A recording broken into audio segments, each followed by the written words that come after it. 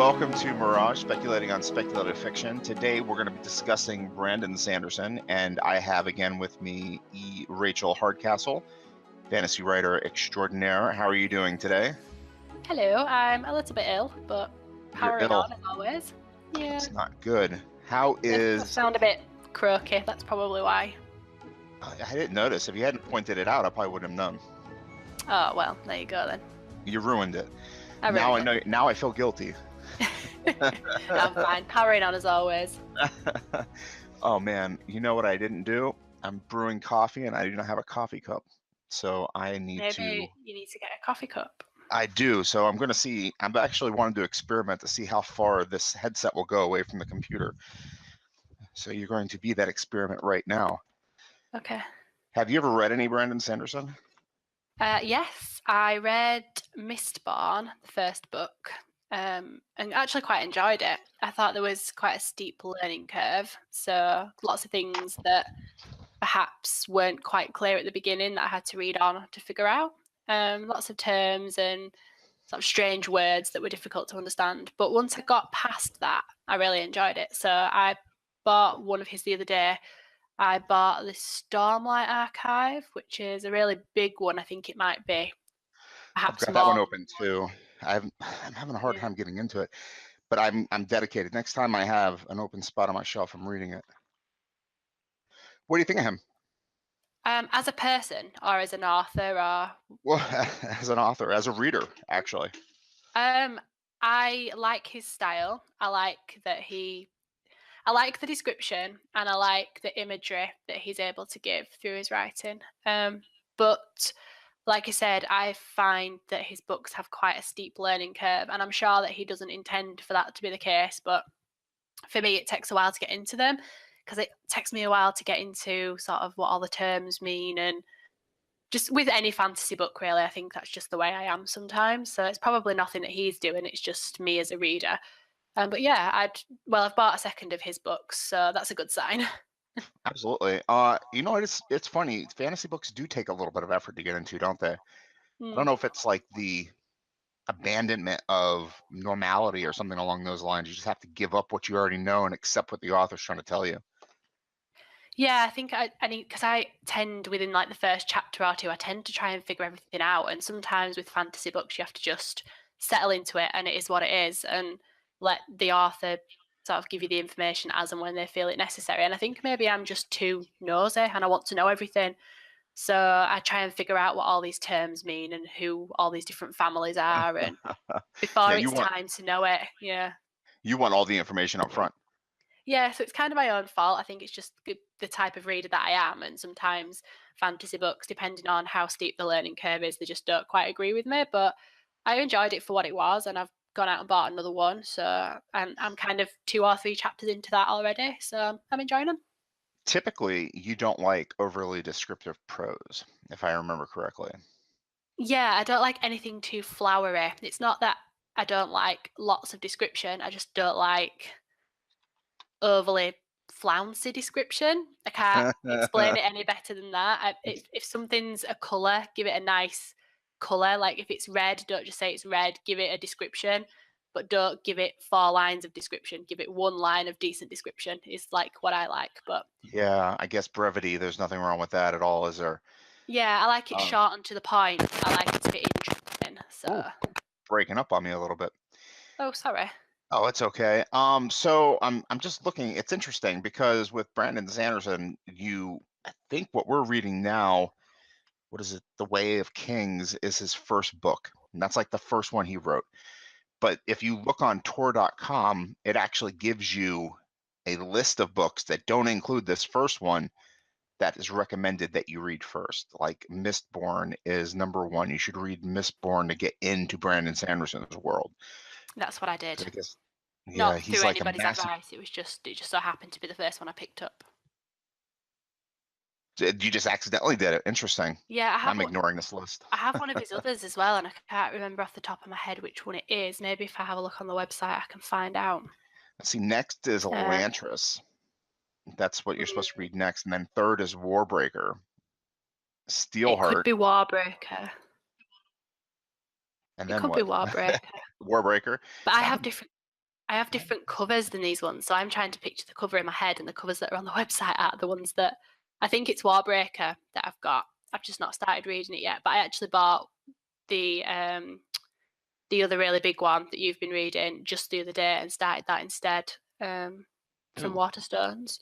So Warbreaker does not have a very fun cover. I no, do not I own like it. 3 of his books. I've read one, I'm reading another, and I've got another one, kind of. But they're all from different series. Like I don't have all 3 of one series and all 2 of another. I've got one from each series as if I'm kind of sampling them. So I'm being really confusing in what I'm doing, which probably doesn't help me get into the fantasy world, but it's just the way I sometimes work. Oh, he's very interesting. He's also a Muslim. He's also a Mormon writer. He went to Brigham Young University. He was a missionary in South Korea through the Church of Jesus Christ and Latter-day Saints. Um, I knew he was religious, but I didn't realize he was a Mormon. yeah, it's fascinating. He's not the only one either. It seems to be kind of the Mormon religion kind of spawns science fiction and fantasy authors like it's nobody's business. I wonder if there's some kind of Yeah. study on that. And Brigham Young is who pushed him out. Where does he teach? Do you know? See, graduate program BYU, so he's kind of inbred in terms of education. I can't remember which university it is, but he's got some videos on YouTube. A Yeah, couple he's of great. different a couple of different ones put up his different channels put up his lectures. I think it might be BYU actually. Um, and he records them all and lets people learn online, but I can't remember which school it was or which university it was. I think He actually is adjunct faculty at Brigham Young too. So he got his BA at BYU, got his graduate degree at BYU, and he's currently faculty at BYU. The guy has yeah, never left Provost, Utah, or wherever this is. Where is BYU at? Provost? I'm not sure. I have no idea, but I think wherever it is that he studied, he now teaches, so it must be the same one. Provo. Yeah. Yeah. Yeah, man, that's weird, isn't it? Going to the same school, never leaving it. They must have loved him, and he's so hardworking. I mean, when did he start writing? Let's have a look. I'm just reading his biography online. I'm Oops. on his website. I've got BYU up and I was scrolling down and I saw a picture of an old man with a gigantic beard. I'm like, wow. He did his missionary study for his church between 95 and 97. So But I think he took some writing classes in university, so it must be something that he's already been interested in. mhm. Well, he's Um, 42, which is interesting. What years did you say he went to South Korea? 95? it just says 92. from 95 to 97, he took time away from his studies to serve as a missionary. Interesting. So that'd have been like at the tail end of his university studies. And Mm. I mean, just as somebody who got a creative writing degree, I can tell you he was probably writing a crap ton of short fiction during his time as a creative writing major or an English major. And maybe he started a novel. Maybe he was one of those dudes that wrote tons of novels before even going to university. Maybe he Well, it was that. says further down that when he got back from that, he became an English major, and then his family weren't right happy. They thought he'd be a doctor, but he became an English major when he got back. So 97, 98-ish probably when he So he's been started school. writing 12 years. Since 2005 is when he first put out a. My wife is emailing me. I just got like 4 emails in a row. Ah, I think we're going to buy a dishwasher this weekend, thank God. Um, his first book was Elantris, and it was in 2005. So he's been writing for 12 years and he's put out a book every single year since then, without a gap. mm. Yeah, really prolific. And not only that, but he's been nominated for every single one of his books too. Yeah, Um, he's also got loads on the go as well. If you go on his website at the top in the right hand corner, there's another 4 books. He actually uploads his word count and stuff, so you can see how oh, long it that's is right. to wait. There it is. Like there's 3 at 100%, there's one at 77%, so you can see what he's working on and how close he's to finishing. So as well as all those published books, there's also these guys that are waiting in the queue. And I suppose if he's traditionally published, they might only put 1 or 2 out a year. So that might be like the next 2 years of his published work that you can see right there. So I think he's traditionally published. I can't yeah, he is. remember. His He is. He's with publisher. Tar. Oh, he is with Tor. Okay, because Yeah. I'm looking at Tor's website, and they're the ones that recommend that you don't start at the beginning. Yeah. He's with Tar. I think he's been with a couple of other ones. He's got publishers in England as well. But I wouldn't be able to tell you anything about who they were. I just know that he's got a publisher in England. Um, Well, English, what do they call them? The publishers are the same, but they're different, right? I mean, what are they? What word am I looking for here? Ingram is like in my mind, and I don't even think that's a word. do you mean imprint? Like what imprint? Imprint. Thank you. Oh I'm really yeah. I'm really stupid today. I've done so many dumb things. I just published a podcast. I did a graphic for it and everything, and I misspelt a word on the graphic itself. I had to resubmit it to the video making software that I use. It took 2 hours of extra time to get that podcast right. So anyway, I'm stupid. Imprint is what it is. You guys have different imprints than us. I think we discussed this with another author too. Yeah, I think it's like if it's Penguin Random House, they'll also own various other small publishing imprints or titles. I can't remember which ones belong to which publisher because there's that many of them, but Yeah, I'm there's a sure they lot. all Oh, change. there's not many of them, you said. No, there's quite a lot of them, especially under Yeah. Penguin Random House. They've acquired quite a lot of different imprints over the past few years, especially since they did the merge. So I wouldn't be able to tell you who owns who, but Yeah. yeah, there's different imprints. That's fascinating. And let's see. So you're supposed to start with Mistborn, which is his third book. Then you're supposed to go back around to Elantris, which is his second book. And then Mhm. from there, you're supposed to go to Warbreaker, which is like his fourth book. No, way far than that. It's like his ninth book or something like that. I am. Do you write like that in terms of you're writing a story and then you realize, oh, I should go back in time and finish this whole other story before continuing on with what I'm doing? Not really. I mean, I've considered doing it for Pandora, where I've had other ideas and wanted to go back and kind of fill in the gaps in the timeline, but not as much as Brandon Sanderson does. I mean, I resisted the temptation, but he seems to just write. I don't know. I can't explain it. It's no is the short answer for me It's very anyway. interesting. What do you think about this as a process, filling in the gaps of his world? I think for those that are real fans of it that really get into it, it's fascinating because I know that if I'd gone into a world, well, I did. I mean, dating back to the Charlene Harris one that we did, I read all of the True Blood books. If she was to write another one that filled in one of the gaps from the timeline of Sookie Stackhouse, I'd buy it and read it because I've read the others and I really enjoyed them. And so I think it's wise if you've got that fan base established, but for an indie author that's perhaps not quite as well known, I don't think it'd be a wise use of time. I mean, you could release it as a prequel, I suppose, and release it as part of the series as a prequel. But to step away from a series and then go back, I think it's kind of risky. But that's just my opinion. It's interesting to me because I mean, if you're reading the story and you want to know what happens to the characters, I would less likely be happy to read what already happened to the characters. You know what I mean?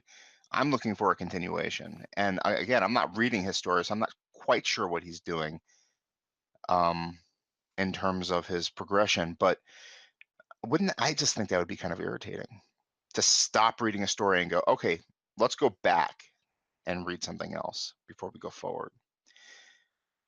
I don't know because I guess people don't like to read the same thing constantly. I know that I like to skip between. For example, I ordered all of the Game of Thrones books. I read the first one and then decided I kind of wanted a break from that world and then moved on. So I suppose for the people that do read like that do prefer to have a break, stepping away from a series and then going back to it and filling in the gaps or returning to that world that's already kind of been done isn't such a bad thing because they might then still go back to it. But for the people that have read the whole history of a world and then all of a sudden you spring on them at the end, oh, by the way, there's a load of stuff you didn't know. Well, why didn't you tell us that during the series? Unless it's a Yeah. prequel for some reason with some other characters and it's like the creation of that world or what happened beforehand. But if it's got the same characters in, it sometimes seems a bit pointless to me. Yeah, and it's interesting because we are But living in a kind of a world creatively where they're saying you cannot spend more than a couple of years on a novel. You really have to put lots of work out all the time. You can't live with your things. I mean, you can't decide 2 years in, oh man, I need to go back and write this part again, or add a part that's going to make this part stand out. Maybe things are just hastily done nowadays in the hope that you become popular. maybe I think one book a year is what's expected, isn't it? Really, from the traditional publishing side of things. Indie, not so much. I think at the moment that the view seems to be with independent publishing, get as much as you can out there as soon as you can, which I don't 100% agree with, but it's the way that it is. Hmm. But for somebody traditionally published, I think he's already established this world and the people in it. And for his other books, he's established these series. And I think it's less risky for him because he's got those hardcore fans that go to Comic Con dressed as his characters and are willing to sit and learn about a brand new section of that particular character's history, and it's not an issue for them. That's something that they sort of fanboy or fangirl over. For me, I wouldn't go back and read it. If I'd read the whole series, then I just probably wouldn't. But I don't know if it was a real prequel, if it was before the creation of the world, or some other completely different character that was in that world, then yes, I probably would. But if it's the same character, I don't know. I think I'd just be a bit like I'm ready to move on now. That's just me, though. Yeah, interesting. Because I talked to a guy named Garrett Robinson. Wow, I am so dumb today. It's unbelievable. I Um, listened to your interview. It was really interesting. oh, good. I'm happy that you enjoyed it. And I hope you reach out to him and get him on your podcast as well. He's a neat guy. But we were talking about productivity, and he said, you know, one novel is not even going to cut it a year. You got to put out two or three novels. I mean, got to constantly be churning out these novels. I mean, are you going to end I up think, as J.R.R. Tolkien, or are you going to end up at the bottom of somebody's birdcage? You know what I mean? I just don't know. well, I think they call it sort of for music, they call it a one hit wonder, don't they? Where you bring one thing out and then you don't really do anything else and you just survive off the success of that one thing. And I can see for an independent author, there's so many of us, and we're trying to compete with other authors like Brandon Sanderson that are already really well established. That sometimes if you don't produce work and you don't produce it regularly, the readers that have subscribed to your mailing list forget who you are by the time you produce the next work. So if it was Oh yeah. one every 12 months, for an indie author, they might not realize who you are and maybe no longer care. They've probably found somebody else that they're addicted to who is putting out more and more work. So I can see where he's coming from that. I don't agree with the whole get everything out and get it out as soon as you can, because I think there is some logic to having it scheduled, like one every 6 months, for example. Because I think as well, we need to mimic traditionally published authors sometimes, and having loads of work out there, sometimes it's not your best work if you rush it. And I think sometimes taking that extra time doesn't hurt. So I'm Yeah. somewhere in between that argument, I think. And you know what's interesting is I actually wasn't even looking at the dude's bibliography. I was looking at something totally different, and he's actually produced a lot more than one a year. The guy, Yeah. Yeah, he's the got loads guy's of books writing out. endlessly, and it's like they're not one series or two series. They are. I mean, let me do the math here: two, three, four, five, six, seven, eight, nine. These are series 10, 11 series. I mean, Mm. I can't yeah, remember what he said earlier. I was watching one of his video podcast things earlier, and he did say that he had like, I think it was 9 or 10 that he said before he even got picked up by anybody. He'd written them and had them ready, and then somebody picked him up, and it was a matter of submitting the books then. But he'd actually done quite a lot of writing before anybody even picked him up. He had these completed books just sat there.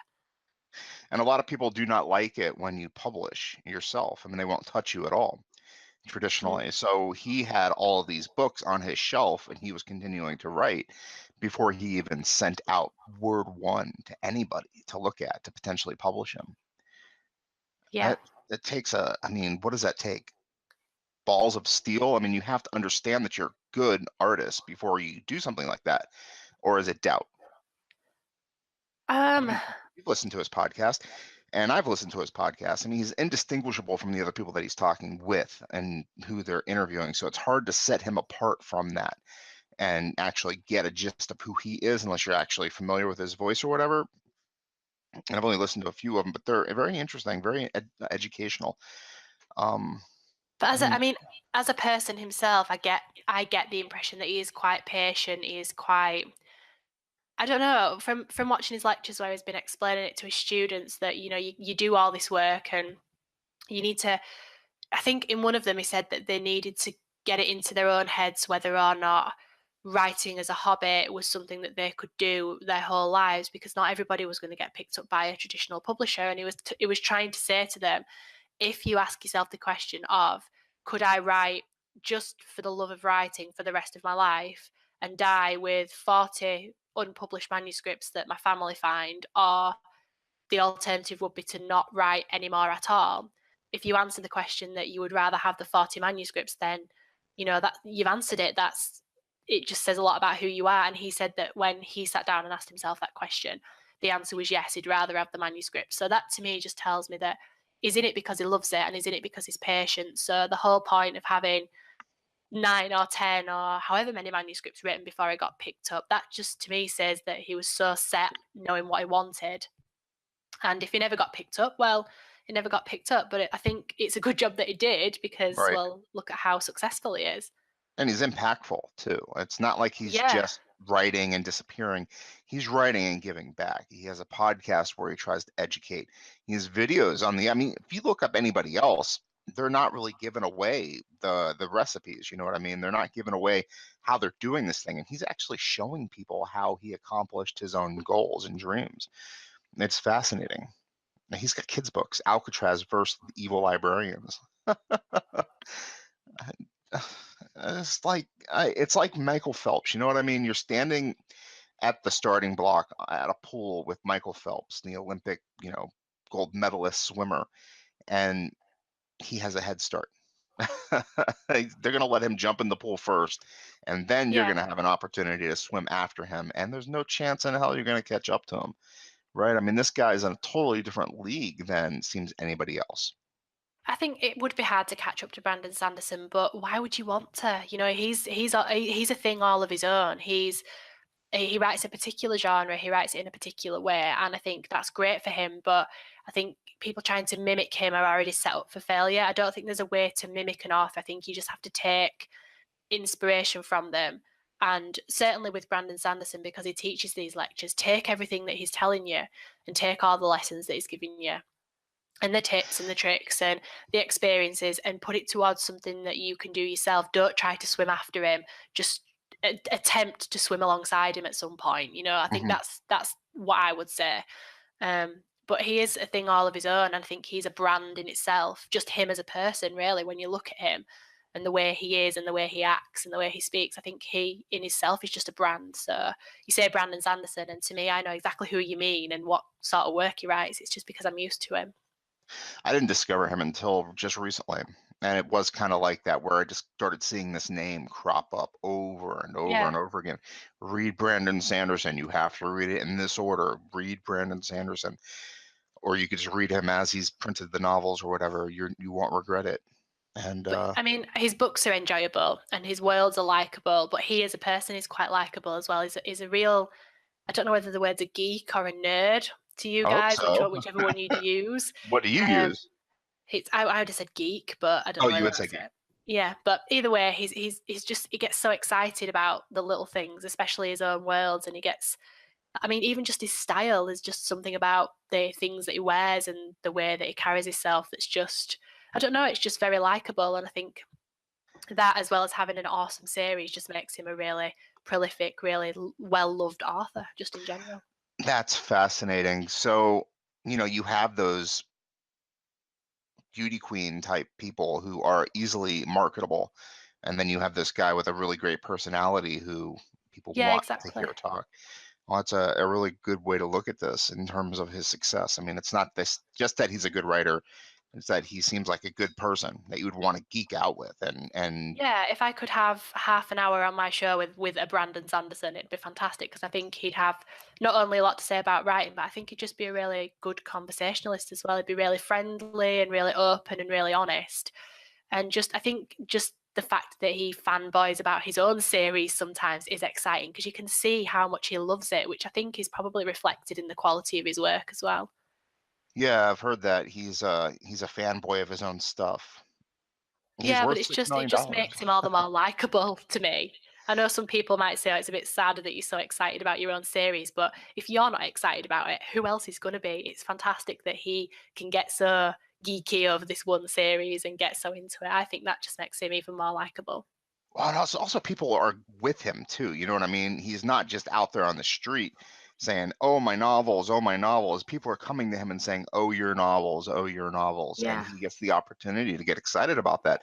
You know, as a writer, when somebody comes to you and says they enjoyed your work, I mean, there's a special little thrill about that happens, and I mean, he's gotten to experience that a lot. Yeah, but it's well deserved as well. And I think that the very fact that he writes such deep worlds and deep universes, that's the good thing about epic fantasy or high fantasy, whichever one you want to call it. I think it gives your fans and your readers a chance to get engrossed in the world and to be consumed by it. And I mean, people must send in fan art, they dress up as cosplay and go to Comic Con dressed as his characters. And that to me Amazing. just says that there's something really special about his work because why else would they be doing this?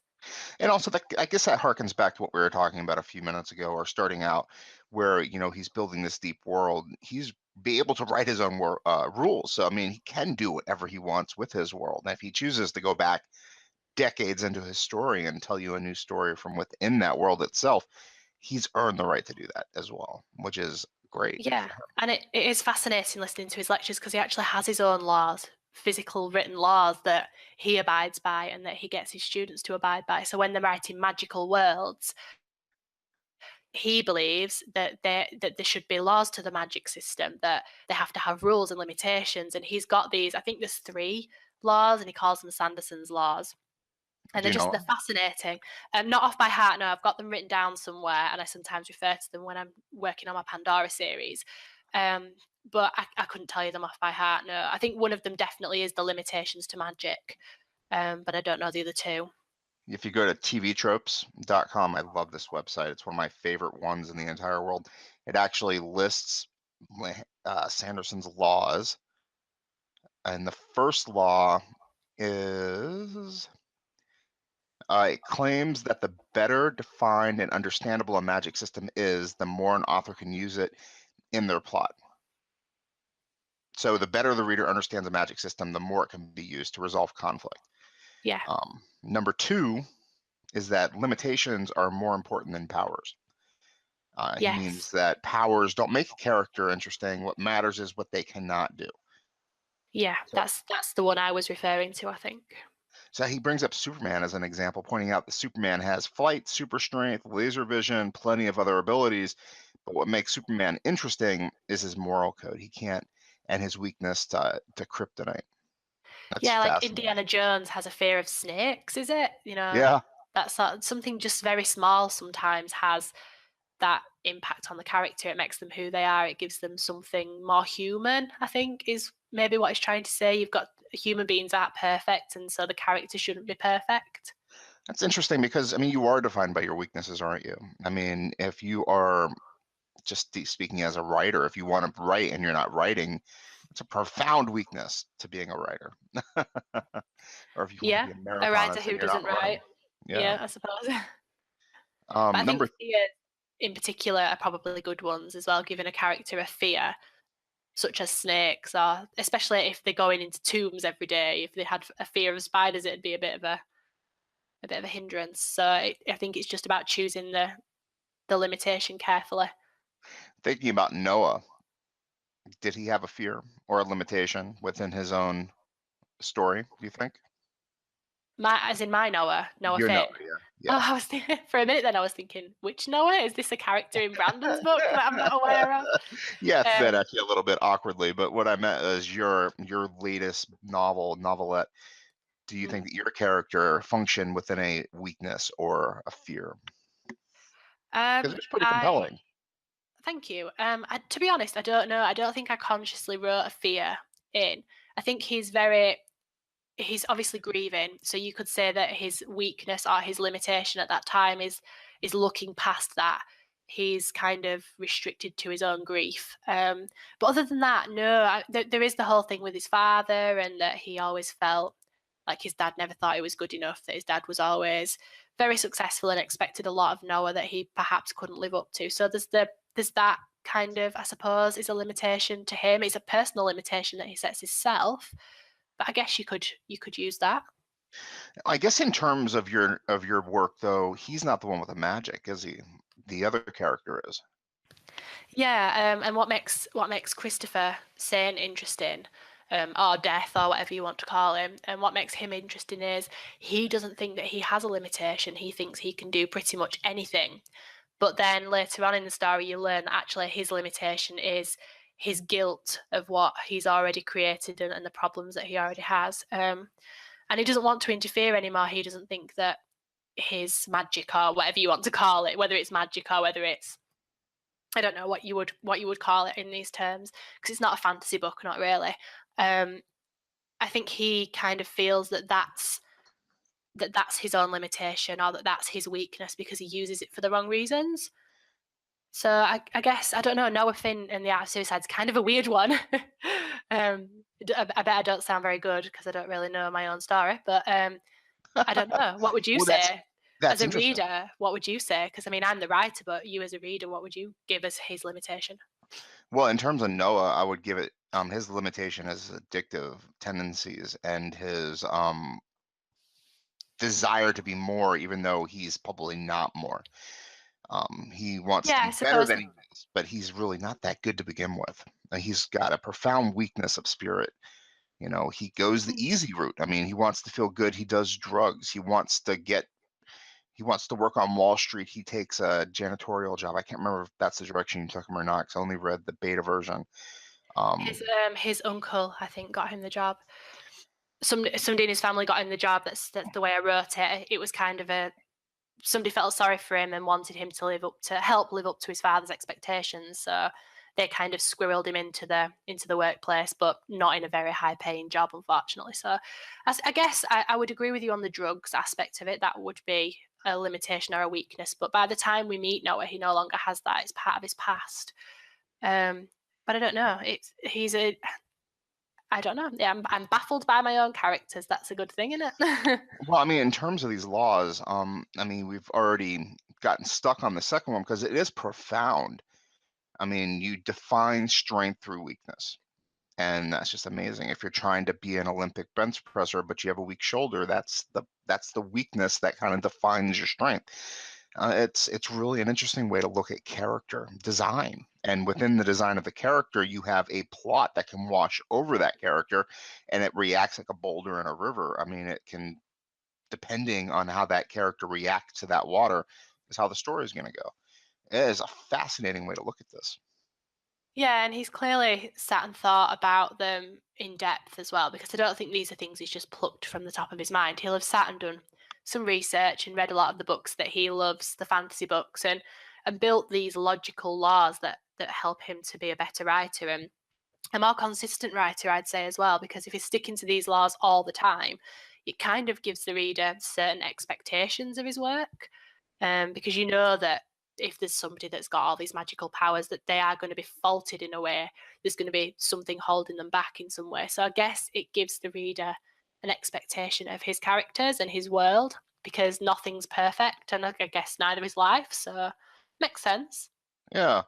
And in terms of you wanting to know what direction your magic system is going to take, I mean, I was just thinking when we were talking, well, the first law actually says that you want to have a concrete rule in place that you can work it into the plot. And you don't want to violate your own rules because that makes your writing weak and cheap. Hmm. But when you read the Lord of the Rings, or even the Hobbit for that matter, there are no mechanics to Gandalf's magic. You know, J.R.R. Tolkien does not say he uses anything to make his magic work. Gandalf really doesn't even have any magic to begin with, right? I mean, what does he do within the scope of those novels that you can see as being a magical event? I can't remember any of them. Maybe the Well, movies are different, but the books are the not. interesting thing there is that Brandon Sanderson covered this in one of his lectures, that exact thing. He said that Gandalf just seems to be this. He can do what he wants when he wants, and there doesn't seem to be any laws. But he says that at the beginning of one of the books, Gandalf says, you know, if you survive until this particular day on this particular time and then look to the east or whatever it is that he says, I'll save you. And the story kind of goes on. And then at the end, Gandalf seems to appear out of nowhere and save the day. And for a lot of readers, that'd be, if I'm pronouncing this right, is it Deus Ex Machina, Deus something Ex like that? Machina, That's the yeah. one. Sorry, I can't pronounce it well. God I've got a in cold. Um, God in the machine. That's the one. And so I said, well, that just happens. And Brandon said, actually, no, because if you read it or you watch the movie, it is planted there early on. So it's very small, but it is quite meaningful because what appears to be a last minute save out of nowhere is actually deeply rooted in the storyline. So whilst Gandalf as a character doesn't have these little flaws and these little laws that are planted in there, the storyline itself kind of makes up for it. So he does cover it a couple of times, but I think he says in one of the other Lord of the Rings movies, is it ghosts that come out of nowhere? And he said that it kind of felt let down because at the first time it was okay to do it that way, and then they repeated it, and it was just like a get out of jail free card. It was almost as Mhm. if they didn't know what to do with it. So let's just bring in some ghosts. But he actually covers that in one of his lectures, and it's really interesting to hear his insight, given that he has these Brandon's laws of magic. It's also, he can't be Brandon Sanderson without J.R.R. Tolkien making mistakes along the way. I was talking to my wife about this earlier in terms of not enjoying reading classics, like the romantic age of the novel. Mm. What is it, Jane Eyre, or even Frankenstein for that matter, because I just don't think that they have matured into the modern age of writing. And the writers that came after them obviously used them as a guide to become great at their craft, and the artists that came after them used the ones previous to them to become better. Hmm. And now we have a Stephen King who has had his own education based on the authors that came before him to produce his craft. So I mean, if you're going to go back and then you view those masters as your, you know, template to produce great art, you're skipping over a whole generation of evolution. You know what I mean? Yeah, but I think whilst Brandon Sanderson and Stephen King have all taken well, they've learned from the authors before them, like you said. I think we learn from them and the ones before. I don't think there's a limit to the authors that you can learn from. I think whether in 20 years' time, people are going to be learning from the authors that are successful now, and then in 40 years' time, it's going to just keep going down and down and down, and we're all going to keep learning from one another. But I think it doesn't matter whether it's Dracula that you learn from, or Stephen King, or whoever. I think we all just kind of take what we need from each author, and it just builds. I think that's why we're all so different, because we all take something different from each author that comes before us. So that's probably what Brandon Sanderson's done. He'll have read all his favourites and then just put together the bits that mean the most to him and make the most sense to him and built his laws that way, perhaps. Yeah, and I just love it. And we did go over the first one. That's where your laws have rules that you Hmm. cannot break because they actually help your plot be strong, your storytelling maintain itself. You don't want to break your story because, oh, this isn't going to work unless my magic is more powerful than I've already built it up to be. And the second law is weakness is fantastic to put into a character because weakness defines strength. That is my favorite so far. Hmm. And the third law tells writers to expand what they already have before you add anything new. It's Yeah, I interesting. think. We were just talking about that too, where he is adding new, going back, right? But he's expanding upon it. And he says to do this, there are three directions a writer can take. He can extrapolate, he can interconnect, or he can streamline. And extrapolating is when you ask what happens when, and there's a question, something that gets you fill in the blank, Hmm. like what happens when I stub my toe? And then, or he gives the example, what happens when a wizard converts to Christianity? What happens Yeah. to warfare when magic can create food out of thin air? I mean, that's an interesting one that I've heard before, so it must be coming from this website. What happens to Well, gender is it change? not all just part of good world building though? That, like, I mean, when I sit down to create a world, I ask myself all these questions. If there's different supernatural beings, I ask myself what happens when one has a baby with the other. Will the baby be one power or will it be the other? Will it what like genes and stuff like will they have brown hair or blonde hair depending on who the parents are? It's the same for supernatural powers. That to me is just logical world building. So asking what if all the time I think is Mhm. necessary. Oh But yeah. I don't know, maybe for some people that's not naturally what they do when they world build. Yeah. I mean, what happens? I mean, what happens if this? I mean, isn't that why we're writing a story to begin with? What happens? I mean, Yeah, it's my the my curiosity. my novel I just finished. I said, what happens if the world is unfixable? What do we do then? What if we just can't fix the problems that we're facing? What would somebody do in that case? And I wrote a novel. What would happen if my character comes from an extremely impoverished situation and has no parents? There's a character. You know what I mean? It's just you have to ask what happens because that's what your story is. That's great. And that's the first one. The second one is interconnecting, and that is rather than keep all the different kinds of magic as separate, isn't that cool abilities, a writer should think about how different powers can be part of both the world building and the story's core themes. World building or stories core themes. I mean, what is that? That's the magic as like a general overlapping thing that the world interacts with, but then you have a character that's actually using that magic to float through their lives. Is it not his reference to how would the world exist if magic didn't exist? So to build the world first and then incorporate magic and get the characters to use that magic rather than have magic and then build the world around that. I think is what if I remember his one of his lectures. I mean, I listen to them in the background quite a lot rather than the radio because I just prefer to have writers in my mind than music. When you're writing. Just in general, just if I'm washing up, if I'm cleaning house or whatever, I listen to podcasts and things just so that I've constantly got stuff like that in my mind that I'm constantly thinking about it. And I think he at one point said to build the world and have the world functioning without the magic and have the characters functioning in that world and then ask what would happen if magic was involved so that the world Oh, isn't based on the magic but it's the other go way go back around. go back slightly. I missed you broke up on me to the point where I wasn't able to hear anything. Oh, sorry. So, I don't know where you last heard me from, but I was just saying that I think Brandon Sanderson wants you to create the world and the characters in the world and then incorporate the magic to ask what would happen in this world if magic was a thing, rather than trying to build the world with the magic from scratch. Does that make sense?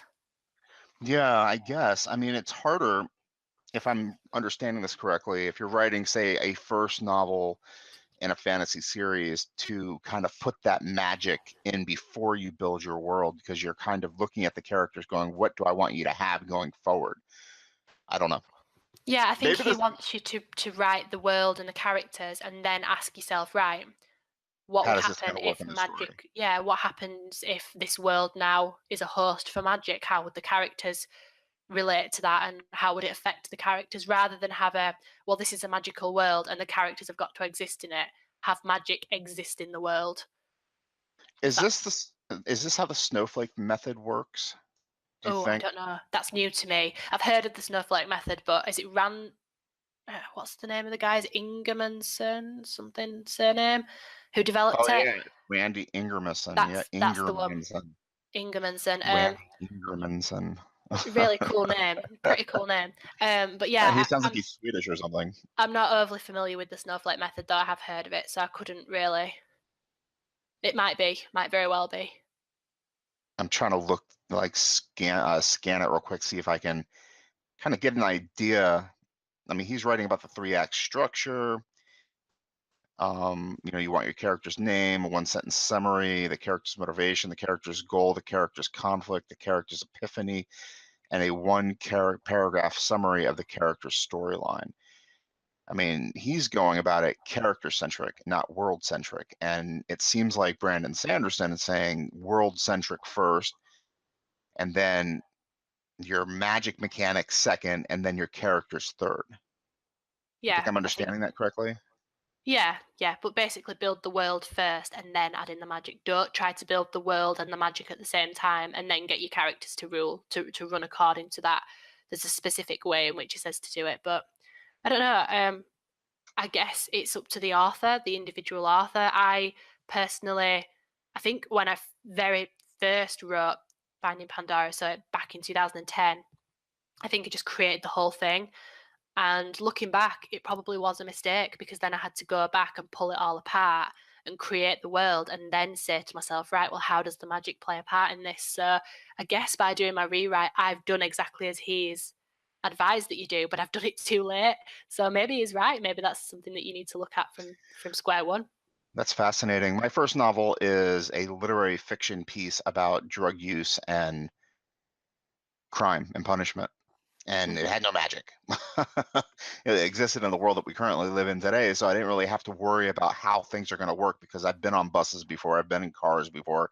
I Yeah. know how drugs are done or whatever. So I mean, it's not like I had to worry about all that stuff. I just did my research as it came up and whatnot. And the novel I just finished is somewhat a dystopian science fiction novel, but the world's not much different than one we're living in today, other than it's falling apart completely. But again, there's no magic, there's just technology. And I took what we have and I tried to imagine what it would be like in 100 years or whatever in a world that's kind of falling apart. So no magic there either.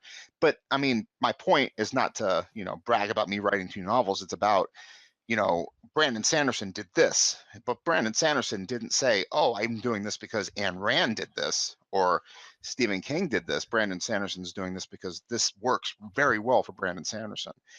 And he's Yeah. teaching it to his class. But if his class tries to mimic what Brandon Sanderson does, do you think they're going to fall flat? I mean, it's going to be difficult for them because they're not using their own kind of muscle. They're trying to use. I Hmm. think I think from watching his lectures on YouTube and listening to them, I think he from square one sort of says to them, these are the tools that I use, these are the tools that were taught to me that I've picked up. Try them out, give them a go. They won't all work for you. If they do, great, but if they don't, well, they won't. Merge some of them together, bring in some of your own ideas and create something that works for you. But I think he just kind of gives them to these guys as a basis and then says, look, these are what I use, and I can't promise that they're going to work for you guys, but this is what I've got to offer you. And I think they then just take what they can from it. Hmm. Yeah, I think so too. Um, and those are his 3 rules. Are you still there? Yeah, yeah, I'm here. Oh, okay, you clicked out on me there for a second. Got nervous. I maybe have lost you. No, no, it's fine. If I disappear for a minute, it's probably because I need to cough or sneeze because I'm not well, and I don't want Oh. you hearing that, obviously. So that's probably why. So, I mean, that's fascinating. He's got his 3 rules on TV tropes. The guy has written 11 series or something along those lines, and they all have 3 or 4 books deep. So, he's 12 years into his career and he's written 50 books. I mean, oh my God, I can't even imagine the amount of effort that takes to do and teach undergraduate students at the same time and do a podcast and put his lectures on YouTube. I mean, it's amazing that we have him in our field. Yeah, I think we're all very lucky to have an author like Brandon Sanderson, especially if you're looking to get into fantasy rather Mhm. than just writing in general. If you're looking to write his genres, I think you'd be quite lucky to have these lectures and him as an author really just to learn from. I think he's fantastic. And he's worth $6 million, which is great. He's got a professional wife who does her thing. She's Hmm. not a writer herself, which I think works in some cases. I mean, it's no indication that she's helpful in his career, as we've seen in a lot of authors who have partners that kind of hold their hand and get them through stuff like you, Howie. I think him and his wife are a partnership that produces the amount of book that he does. And we've seen that other places as well. But I think Brandon Sanderson's doing this on his own. The guy's a genius. I'm impressed, and I'm really looking forward to reading this book. And I wish I had already read it, so we can discuss the actual world itself. But I mean, we're speculating on him more than we are the work. Yeah, Miss Barn is definitely. I mean, I've read Miss Barn cover to cover. I loved it. It was a really interesting magic system, a really interesting world. I think it was based on metals, so I think he kind of took the telepathy aspect, or no, not telepathy, telekinesis, being able to move things, but just put a limitation on it and said, well, only if there's metal, so you can push and pull on certain metals. So that was really interesting. But the world that I'm reading at the moment, I'm not quite into yet. I'm kind of just learning the basics of each character. So I'm not fully engrossed in it yet, but I'm waiting for it to take off, and I'm pretty sure it will do. It Yeah, that's sounds the good. no, people are talking such awesome things about his writing that Yeah. it's no way that it's bad. Patrick Rufus, I think that's his name, Ruthless or something along those lines. Rothfuss, is it? Patrick Rufus, yeah, Rothfuss? Yeah. loved his books. The Name of the Wind and the second one were amazing. And I had started the first one like 5 times and couldn't get into it. And I'm saying when I got into it, I could not put it down. Is that the series that Brandon Sanderson finished? No, Is this author no, that no, you're talking about as he passed away, or is it another author that I'm thinking no, about? you're thinking about the Wheel of Time. That's the one, because he finished Yeah, the book, didn't he, for Robert the family? Jordan. Robert The Jordan, last that's the one. one. Yeah. Yeah.